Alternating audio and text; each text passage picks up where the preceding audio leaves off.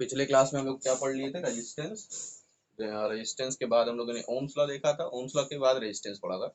Resistance में heating effect of electric sorry factors affecting on resistance, resistance पर कौन कौन से फैक्टर डिपेंड करते हैं, या कह सकते हो कि रेजिस्टेंस किन किन फैक्टर्स पर डिपेंड करता है, जैसे लेंथ हो गया, एरिया हो गया, मटेरियल हो गया, किस मटेरियल का बना हुआ है, और टेम्परेचर बताया गया था। इन चार चीज़ों पर मेनली डिपेंड करता है। वहाँ से एक फॉर्मूला हमें मिला था रजिस्टिविटी का, वहाँ से हम लोगों ने रजिस्टिविटी का फॉर्मूला निकाला था। रजिस्टिविटी आपको समझ में आ गया था, जिसको हम स्पेसिफिक रेजिस्टेंस भी कहते हैं। तो स्पेसिफिक रेजिस्टेंस या फिर resistivity of the material of conductor, conductor जिस मटेरियल का बना होगा उस मटेरियल की रजिस्टिविटी हो सकती है, या फिर इसी को हम स्पेसिफिक रेजिस्टेंस भी कहते हैं। इसके आगे अगर हमें रेजिस्टेंस समझ में आ गया कि रेजिस्टेंस किन किन फैक्टर्स पर डिपेंड करता है, तो हम डिस्कस करेंगे कि इस बात पर कि रेजिस्टेंस को अगर हम वेरियस तरीके से जोड़ें, मतलब कई बार रिक्वायरमेंट ऐसी होती है कि हमारे घरेलू सर्किट में हमारे सर्किटिंग जो होती है, जैसे आईपीएस वगैरह बनाई जाती हैं, जो सर्किटिंग की जाती है, टीवी हो गया, अलग अलग डिवाइसेस हो गई, जो डिवाइसेस बनती हैं वहाँ पर रेजिस्टेंस को जोड़ने का अलग अलग यूज में आता है। मतलब रेजिस्टेंस को हमें बढ़ाना भी पड़ सकता है। हमारे पास रेजिस्टेंस है 10 ओम का, हम चाहते हैं हमारी रिक्वायरमेंट है 8 ओम की, तो हम एक रेजिस्टेंस को दूसरे रेजिस्टेंस में कम या ज़्यादा किस तरीके से डिवाइड करेंगे, किस तरीके से उसको चेंज करेंगे कि हमारी रिक्वायरमेंट के हिसाब से हम अपने अकॉर्डिंग रेजिस्टेंस को जनरेट कर सकें। जिस इसका तरीका क्या कहलाता है? कॉम्बिनेशन ऑफ रेजिस्टेंस कहलाता है। ये तरीका कहलाता है बेटा कॉम्बिनेशन ऑफ रेजिस्टेंस। मतलब आपके पास कई सारे रेजिस्टेंस हैं, मान लो 10 ओम के दो रेजिस्टेंस हैं, और आप उसको चाहते हो, रिक्वायरमेंट आपको है 5 ओम के रेजिस्टेंस की, आपके पास 5 ओम का रेजिस्टेंस नहीं है, आपके पास 5 ओम का रेजिस्टेंस नहीं है, लेकिन आपके पास 10 ओम के दो रेजिस्टेंस हैं। तो क्या आप सर्किट में 5 ओम का रेजिस्टेंस जनरेट कर सकते हो? अगर हाँ, तो कैसे जनरेट कर सकते हैं? इसी चीज को अगर आज हम इस टॉपिक में पढ़ेंगे, जिसका नाम होगा कॉम्बिनेशन ऑफ रेजिस्टेंस। ठीक है, समझ में आया बेटा क्या क्यों पढ़ रहे हैं combination of resistance? Combination of resistance, तो रेजिस्टेंस का कॉम्बिनेशन पढ़ेंगे आज हम। बेटा रेजिस्टेंस को दो तरीके से कॉम्बिनेशन किया जाता है। पहला होता है सीरीज में, और दूसरा होता है पैरेलल में। यानी हम दो या दो से ज्यादा रेजिस्टेंस को या तो सीरीज में जोड़ सकते हैं या तो पैरेलल में जोड़ सकते हैं। या तो दो या दो से ज्यादा रेजिस्टेंस को हम या तो सीरीज में जोड़ सकते हैं या तो पैरेलल में जोड़ सकते हैं। अब सीरीज में जोड़ने से क्या फायदा होगा और पैरेलल में जोड़ने से क्या फायदा होगा या क्या नुकसान हो सकता है, इसके बारे में चलिए डिस्कस करते हैं। या जोड़ेंगे तो जोड़ेंगे कैसे? चलिए सबसे पहले बात करते हैं सीरीज की। तो पहला हम पढ़ेंगे अब क्या, सीरीज कॉम्बिनेशन। हम पढ़ेंगे अब सीरीज कॉम्बिनेशन। तो सीरीज कॉम्बिनेशन को जोड़ते कैसे हैं? मान लीजिए हमारे पास बहुत सारी रेजिस्टेंस है। रेजिस्टेंस को शो कैसे किया जाता है सर्किट में? आप कैसे शो करोगे रेजिस्टेंस को सर्किट में? कैसे शो करोगे?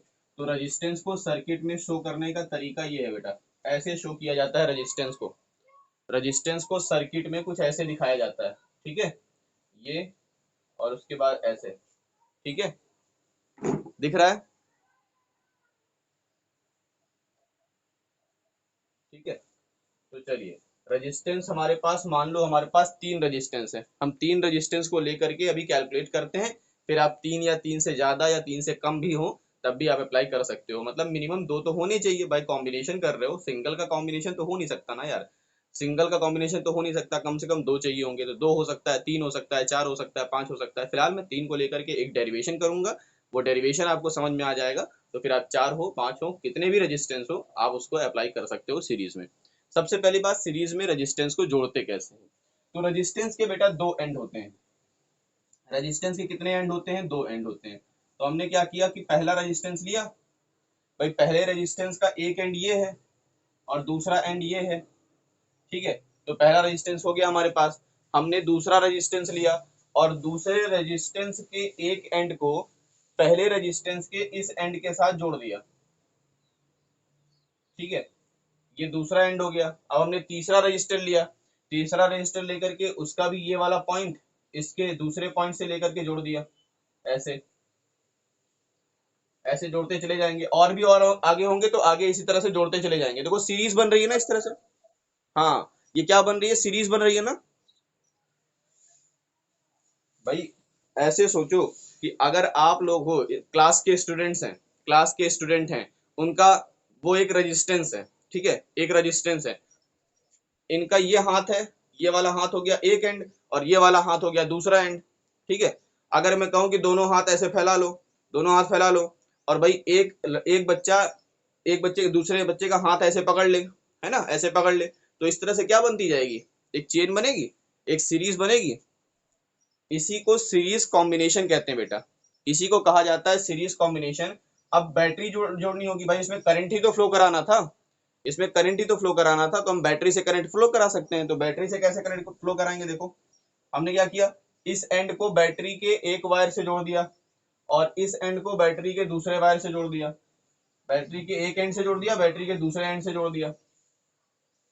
ठीक है, अब बैटरी कैसे शो करते हैं, तो सर्किट में बैटरी को शो करने का तरीका देखो, दो लाइन खींच देते हैं बेटा, दो पैरेलल लाइन खींचते हैं, दो पैरेलल लाइन खींचते हैं, एक लाइन बड़ी होती है एक लाइन छोटी होती है, दो पैरेलल लाइन खींचेंगे, एक बड़ी होगी एक छोटी होगी, जो बड़ी वाली होगी वो पॉजिटिव प्लेट को दिखाती है और जो नेगेटिव छोटी वाली लाइन होती है वो नेगेटिव प्लेट को दिखाती है। बैटरी में कितने प्लेट होते हैं भाई, बैटरी में दो ही प्लेट तो होती है, एक पॉजिटिव प्लेट एक नेगेटिव प्लेट। तो पॉजिटिव प्लेट किसको दिखाएगी, बड़ी वाली लाइन को, और छोटी वाली लाइन किसको शो करती है, नेगेटिव प्लेट को शो करती है। और करंट कैसे फ्लो होती है बेटा, बैटरी से करंट हमेशा पॉजिटिव प्लेट से नेगेटिव प्लेट की तरफ फ्लो करती है, करंट हमेशा पॉजिटिव प्लेट से नेगेटिव प्लेट की तरफ फ्लो करती है।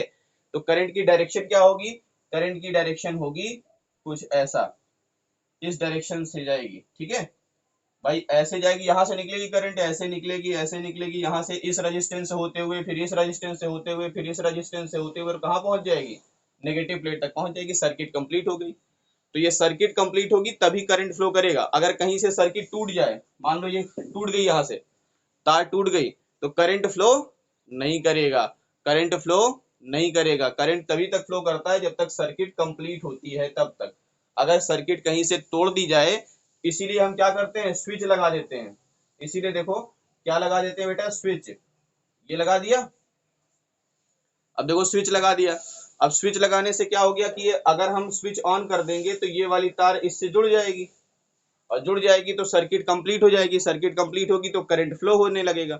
और अगर हम स्विच ऑफ कर देते हैं तो ये सर्किट क्या होती है, टूट जाती है बीच से, मतलब सर्किट ब्रेक हो जाती है, और सर्किट ब्रेक हो जाएगी तो क्या हो जाएगा, करंट फ्लो नहीं होती। यही तो करते हो आप लोग घर पे, स्विच ऑन ऑफ करते हो ना, तो जैसे स्विच ऑफ कर देते हो सर्किट इनकम्प्लीट हो जाती है, मतलब सर्किट ब्रेक हो जाती है, करंट फ्लो होना रुक जाता है। लेकिन जैसे आप स्विच ऑन करते हो सर्किट कंप्लीट होती है और करंट फ्लो होने लगता है। समझ में आया बेटा, इसमें किसी को कोई प्रॉब्लम है बताओ, इतनी चीज में किसी को प्रॉब्लम है, सीरीज का कॉम्बिनेशन कैसे बनाते हैं।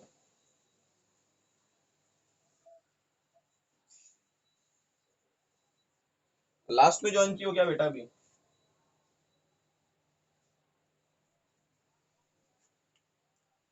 कौन सा नहीं समझाया,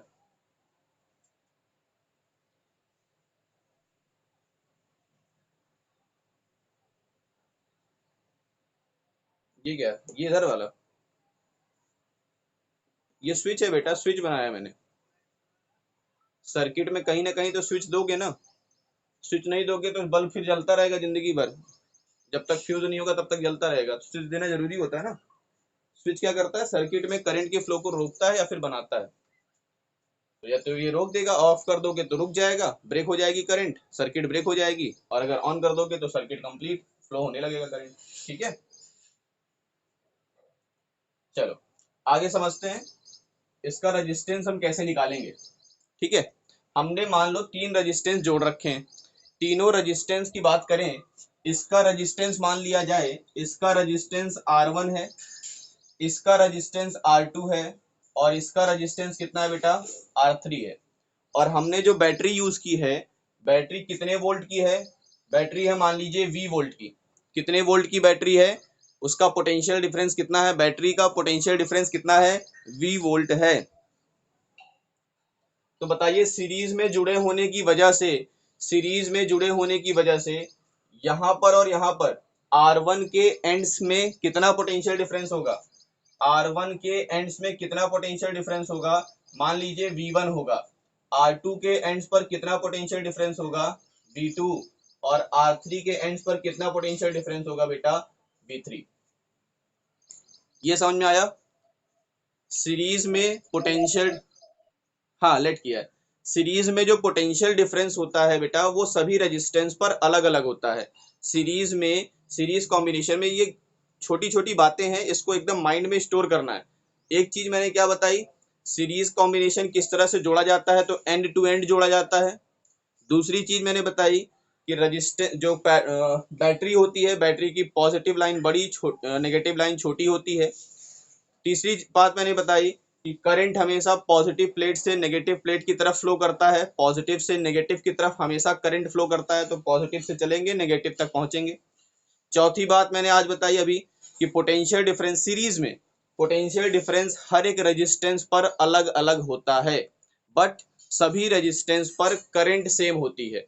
हर एक रेजिस्टेंस पर करंट सेम होती है, लेकिन पोटेंशियल डिफरेंस हर एक रेजिस्टेंस का अलग अलग होता है इन सीरीज कॉम्बिनेशन।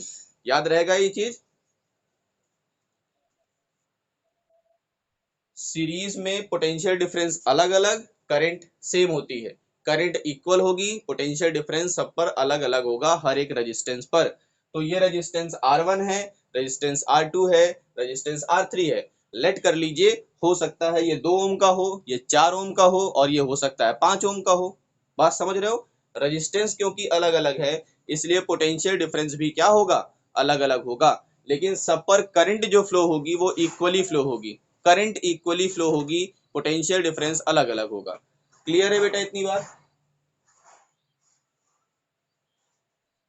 अब बताओ मुझे, according to Ohm's law, according to Ohm's law पहले रेजिस्टेंस का वोल्टेज V1 इक्वल्स टू क्या होगा, V1 इक्वल्स टू क्या होगा?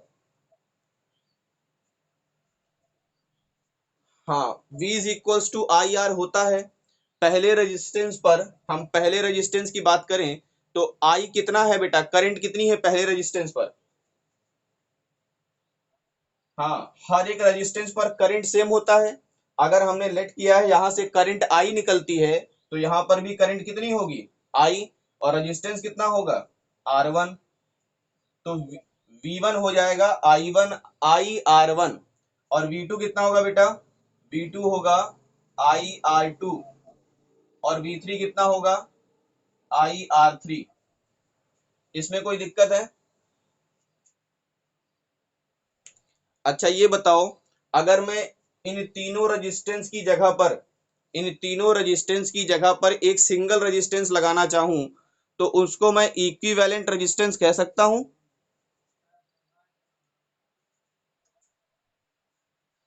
हाँ, जितनी वैल्यू तीन मिल करके देंगे उतनी वैल्यू वो अकेला देगा।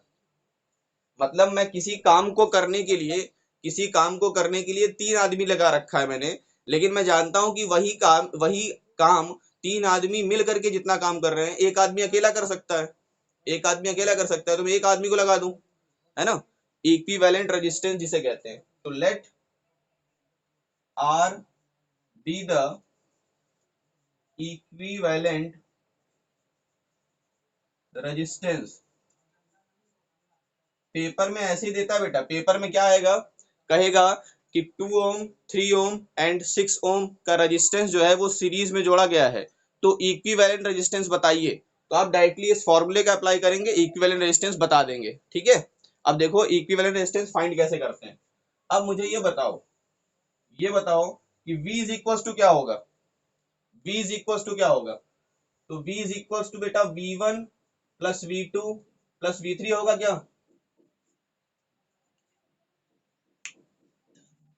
भाई यही तो पोटेंशियल तीन भागों में डिवाइड हुआ था, यही पोटेंशियल डिफरेंस तो V1 V2 V3 में डिवाइड हुआ था। अगर ये मान लो ये 10 वोल्ट का था, हाँ ये टोटल V है, और ये V1 V2 V3 में डिवाइड हुआ था, तो V equal to V1 plus V2 plus V3 के बराबर होगा कि नहीं होगा? और जैसे कि हमने देखा ओम्स लॉ के according, V is equal to I R1, V is equal to I R2, V is equal to I R3। तो अगर R1 R2 R3 की जगह पर पूरा R होता, R1 R2 R3 की जगह पर पूरा R होता, तो V इज इक्वल टू क्या होता बेटा, V इज इक्वल टू क्या होता, V इज इक्वल टू होता आई आर। बात समझे भाई, करंट तो आई ही है ओम्स लॉ के अकॉर्डिंग, और V1 की वैल्यू हम निकाल चुके हैं। V1 की वैल्यू कितनी है, आई आर वन। V2 की वैल्यू आई आर टू, और V3 की वैल्यू आई आर थ्री। यहां से देखो आई कॉमन है क्या, क्या बचा, R one plus R two plus R three. I से आई कैंसल बेटा, आर की वैल्यू कितनी आ गई, R one plus R two plus R three. ये सीरीज कॉम्बिनेशन में इक्विवेलेंट रेजिस्टेंस निकालने का फॉर्मूला है। सीरीज कॉम्बिनेशन में इक्विवेलेंट रेजिस्टेंस निकालने का फॉर्मूला है। अगर आपको क्वेश्चन में दे रखा है, आपको क्वेश्चन में दे रखा है कि 2 ओम, 3 ओम और 5 ओम का रेजिस्टेंस सीरीज में जोड़ा गया है, तो इनका इक्विवेलेंट रेजिस्टेंस बताइए कितना आएगा। गुड गुड, बस यही सीखना है बेटा, इतना ही सीखना था कि इस सीरीज में कॉम्बिनेशन में क्या होता है, सबको ऐड कर दिया जाता है। हाँ ये डेरिवेशन था, सीरीज कॉम्बिनेशन का डेरिवेशन है ये। इसमें आपने एक चीज देखी कि सीरीज कॉम्बिनेशन हम तब यूज करते हैं जब हमारे पास छोटे छोटे रेजिस्टेंस हो और हमें सर्किट में बड़े रेजिस्टेंस की जरूरत हो। मान लो हमारे पास 3 ओम के रेजिस्टेंस थे, 2 ओम का था, 3 ओम का था, 5 ओम का था, लेकिन हमें सर्किट में कितने ओम के रेजिस्टेंस की जरूरत थी, 10 ओम की रेजिस्टेंस की जरूरत थी। तो हम क्या करते, तीनों को सीरीज में जोड़ लेते, हम तीनों को सीरीज में जोड़ देंगे। तो जब हमें रेजिस्टेंस, हाँ हाँ, कम के हो, हमें ज्यादा चाहिए होगा तो हमें क्या करना पड़ेगा, सीरीज में जोड़ना पड़ेगा।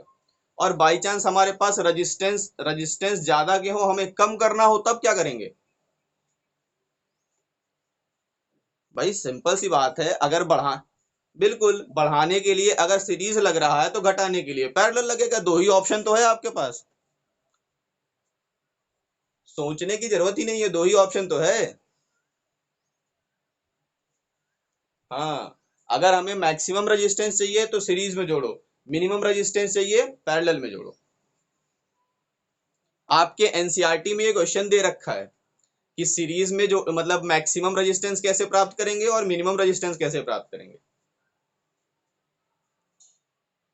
ठीक है, तो सीरीज और पैरेलल इसका ऑप्शन आंसर होगा।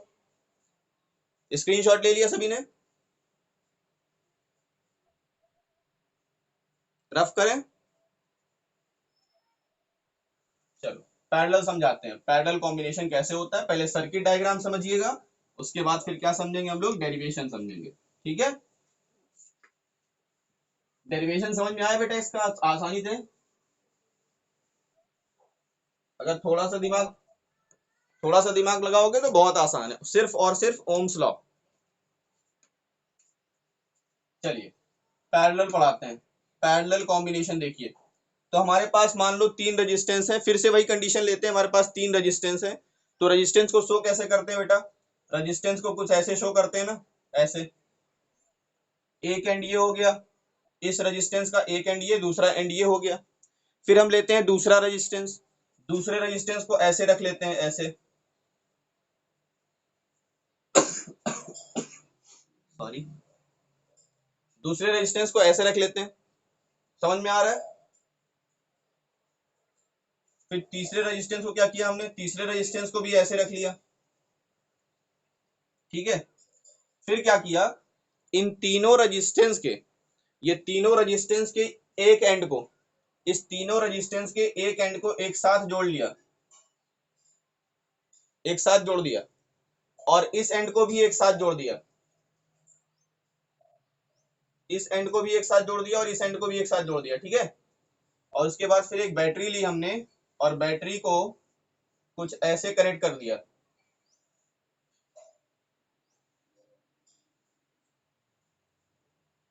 देखो समझ में आया,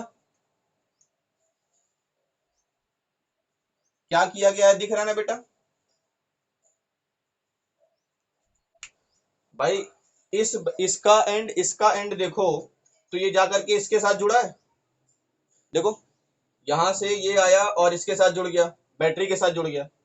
इस रेजिस्टेंस का भी दोनों एंड बैटरी के दोनों एंड के साथ जोड़ दिए, और इस रेजिस्टेंस का भी दोनों एंड बैटरी के दोनों एंड से ही तो जुड़ा है। सीरीज में ऐसा नहीं हो रहा था। सीरीज में देखो क्या हो रहा था, हाँ सीरीज में देखो क्या हो रहा था, सीरीज में हो रहा था कि इसका ये वाला एंड तो पॉजिटिव टर्मिनल से जुड़ गया था और इस रेजिस्टेंस का ये वाला एंड नेगेटिव टर्मिनल से जुड़ गया था। लेकिन ये वाला रेजिस्टेंस देखो तो इस रेजिस्टेंस का कोई भी एंड डायरेक्टली ना बैटरी के साथ के पॉजिटिव टर्मिनल से जुड़ा है ना बैटरी के नेगेटिव टर्मिनल से जुड़ा है। लेकिन यहाँ पर क्या हो रहा है, यहाँ पर हर एक रेजिस्टेंस का एक एंड बैटरी के पॉजिटिव टर्मिनल से और दूसरा एंड बैटरी के नेगेटिव टर्मिनल से ही जुड़ा है। दिख रहा है आपको? तो सीरीज कॉम्बिनेशन और पैरेलल कॉम्बिनेशन में क्या डिफरेंस है पता चल गया? समझ में आ गया क्या डिफरेंस है पैरेलल कॉम्बिनेशन में, क्या डिफरेंस है सीरीज कॉम्बिनेशन में? अब देखो, अगर इस बैटरी का वोल्टेज V है, इस बैटरी का वोल्टेज या पोटेंशियल डिफरेंस V है और रेजिस्टेंस का हर एक एंड बैटरी के दोनों टर्मिनल से जुड़ा है, तो इस रेजिस्टेंस का पोटेंशियल कितना होगा बेटा? इस रेजिस्टेंस का पोटेंशियल कितना होगा और इस रेजिस्टेंस का पोटेंशियल क्या होगा? देखो, पैरेलल में पोटेंशियल सबका सेम हो रहा है, लेकिन करंट की बात करो, यहां से करंट आई चली, यहां पर आया, यहां पर देखे तो करंट क्या हो गई, तीन पार्ट्स में डिवाइड हो गई। देखो, यहां पर करंट गई I1, यहां पर करंट गई I2 और यहां पर करंट गई I3। भाई देखो, यहां से I1 चल रही थी, यहां आई I1, यहां से आया I2 और यहां से आया I3 और तीनों आकर के वापस यहां मिल गए। देखो, तीनों आकर के यहां वापस मिल गए, तो आगे चल करके करंट कितनी हो जाएगी, आगे चल करके करंट फिर से कितनी हो जाएगी, आई। फिर से भाई, आई ही तो तीन पार्ट्स में डिवाइड हुआ था ना, और आई फिर आगे मिल गया, तो जितनी करंट गई थी उतनी करंट आ गई। बेटा एक बात याद रखो कि बैटरी से जितनी करंट जाएगी उतनी ही करंट आनी चाहिए। अगर बैटरी से जितनी करंट गई है उतनी करंट वापस नहीं आएगी तो मतलब आपका सर्किट खराब है। ठीक है, ये फिक्स है कि जितनी करंट निकलेगी उतनी ही करंट बैटरी के नेगेटिव टर्मिनल पर पहुंचेगी, ये फिक्स है। इतनी बात समझ में आई बेटा? इसका रेजिस्टेंस मान लें R1, इसका रेजिस्टेंस R2 और इसका रेजिस्टेंस R3। अब फिर से वही कंडीशन करना है, फिर से वही कंडीशन लगानी है, ओम्स लॉ। क्या करना है बेटा? सिर्फ और सिर्फ ओम्स लॉ का फॉलो करना है। तो पहले रेजिस्टेंस के लिए बताओ क्या लगाएं? V is equal to I1 R1 लगा दें। देखो, पहले रेजिस्टेंस पर करंट कितनी, वोल्टेज V है, पहले रेजिस्टेंस का पोटेंशियल डिफरेंस V है, करंट I1 है, रेजिस्टेंस R1 है। दूसरे की बात करो तो V is equal to I2 R2 आएगा, और तीसरे के लिए V is equal to I3 R3 आएगा। यहां से हम I1 की वैल्यू निकाल लें बेटा, I1 क्या होगा, V अपॉन R1, I2 क्या होगा, V अपॉन R2 और I3 क्या होगा? समझ में आया सबको? बोलो।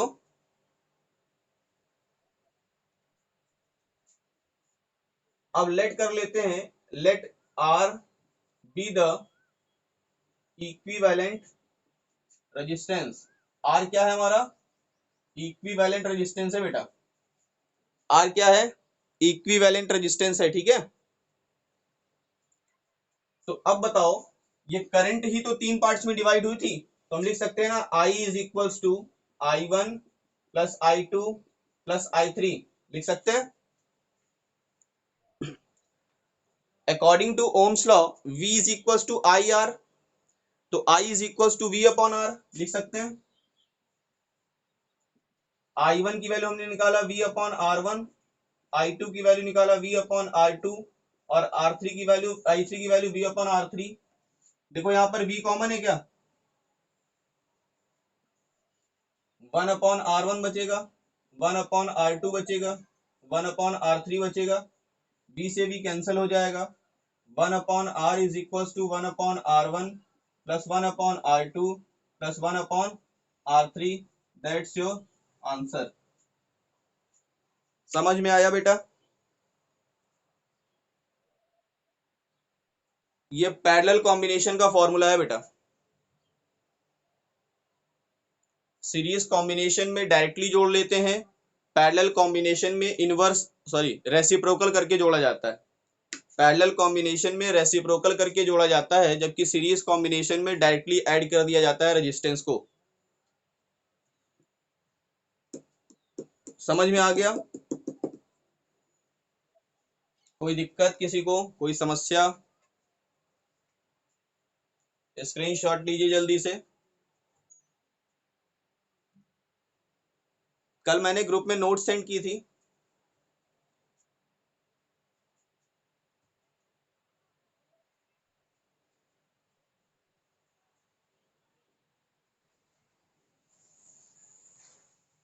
नहीं, क्लास 10th में शायद मेरे ख्याल से पर्सनल देखते हैं। आकाश, आकाश है? नोट्स मिली थी?